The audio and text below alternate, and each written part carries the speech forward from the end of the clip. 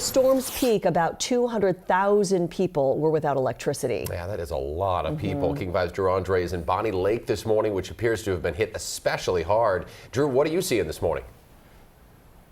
Right, Jake. Well, even this morning, it's pretty easy to drive around and see a lot of the damage. I'm pretty close to Bonnie Lake High School right now, and you can see around me there's this large tree that's just on the sidewalk here. At this point, crews have moved it over to the side. This is just one of the many examples here. And these power outages are still in effect, and schools are canceled in the Sumner Bonnie Lake School District today. So definitely still feeling the impact here a little bit later on. Now, I want to show you some of the aftermath. This is video here from Sunday afternoon. So again, after the storm, trees were strewn across power lines. Crews cut up those large trees that toppled over, and we saw linemen starting to work to restore power in this area. One man we spoke to returned to his Bonnie Lake home Saturday night to the trees down all over his neighborhood.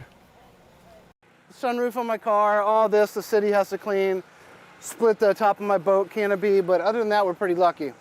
Just no power right now.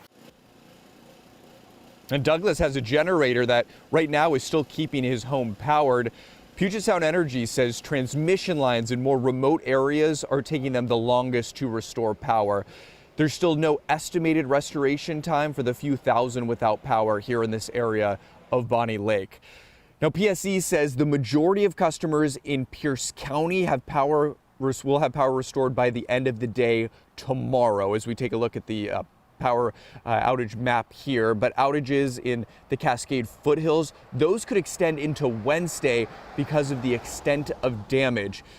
PSE says most Kitsap and King County customers will have power restored by the end of the day today, but parts of North Bend could extend into Tuesday. And then as we look south to Thurston County, that could take a couple more days too in the areas that were hit the hardest. Now, these outages are also causing some school closures around the Sound. As I mentioned, Sumner Bonnie Lake School District is closed today, and we are seeing some delays in different school districts like Ording, Enumclaw, and Muckleshoot, 2-hour delays in all of those school districts that I mentioned there. So a lot we're keeping track of this morning. We'll send it back to you guys.